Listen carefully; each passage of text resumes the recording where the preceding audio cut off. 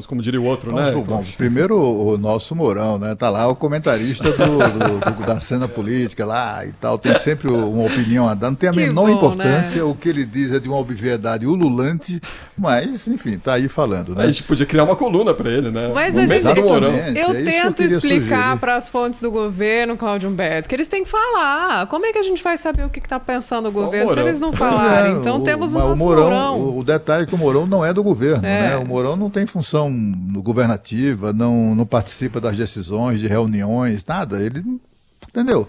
Ele fica dando opinião baseado no noticiário que ele consome todos os dias, né?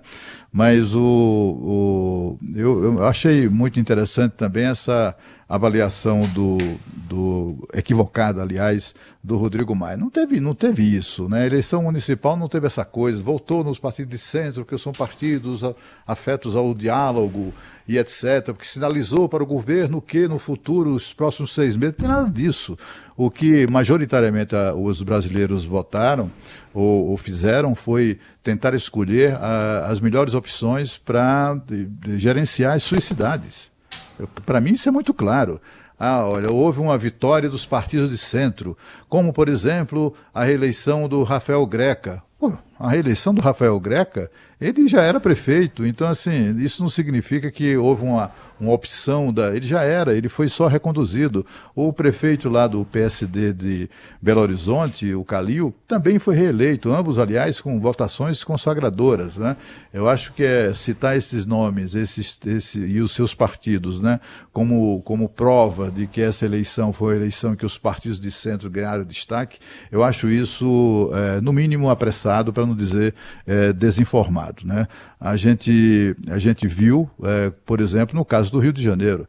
Na verdade, essa alegação tem que voltar, o homem do diálogo e tal, tem que voltar no partido do DEM. Foi a pregação do Rodrigo Maia no Rio de Janeiro para os seus eleitores, ele tentando influenciar a votação no Eduardo Paes.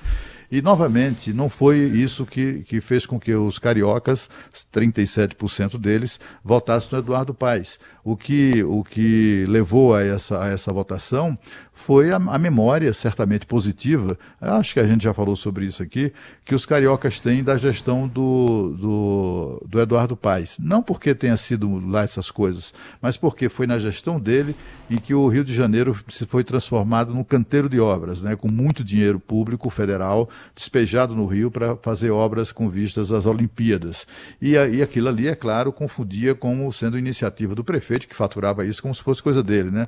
Mas era dinheiro federal, etc. e tal. Mas o fato é que naquele período, na memória do carioca, é um período de muitas obras, muitas realizações, muito ao contrário do que se seguiu, né? Depois a gente viu, foi um declínio total da atividade pública no Rio de Janeiro, sobretudo na prefeitura carioca. Então, assim, a eleição, ou a votação do Eduardo Paes, que vai para o segundo turno contra o Crivella, decorre disso, né?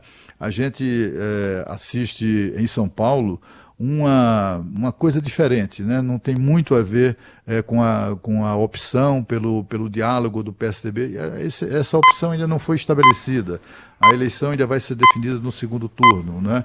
E o que explica a votação surpreendente de Guilherme Boulos é menos a questão ideológica e mais o que ele representa de novo, sobretudo o apelo que ele tem, indiscutível, né? O apelo que ele tem com relação aos mais jovens, etc. Tudo isso explica. Não é uma coisa de esquerda e direita, é uma bobagem, né? Em São Paulo tem gente que acha que o PSDB é de direita, por exemplo, né? E tem gente em outros estados que acha que o PSDB é um bando de comuna. Você sabe que tem isso, né? Tem estados aí que os bolsonaristas acham Tucano a maior comuna na face da terra, né? Então, assim... Hoje eu fiquei sabendo uma informação, é o Carlos Jordi, que é um deputado federal do Rio, né? Do Rio, que é bolsonarista, né? De carteirinha, defende o governo com unhas e dentes no Congresso Nacional. Hoje ele falou que vai torcer aqui em São Paulo porque Guilherme Boulos vence o Dória. E agora, hein? Alguma coisa está fora da ordem. O que o bolsonarista faz com São Paulo, gente? Caetano já disse, alguma coisa está fora da ordem. Nesse caso está muito fora da ordem, né? Não, está uma bagunça, né? Porque vai chegar, por exemplo, eleitores são, afinal de contas, 10% do eleitorado que votaram no Celso Russomano, né?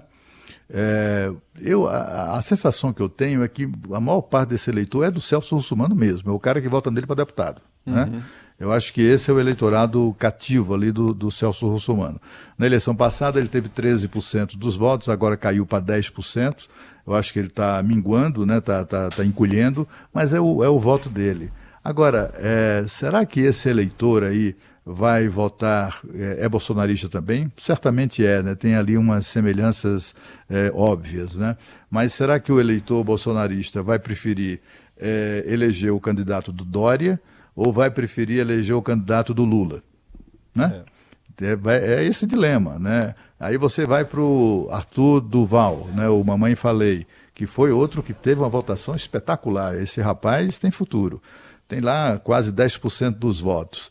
Mesma coisa, ele é o eleitor, certamente é um eleitor conservador, mas esse eleitor conservador é conservador a ponto de fazer uma escolha pelo Bruno Covas para derrotar o Boulos? Eu não sei, eu tenho lá as minhas dúvidas, né? Enfim, e cada candidato que ficou para trás, né, no primeiro turno, e os seus eleitores vão ficar nesse dilema. Vai ser bonito de ver, viu?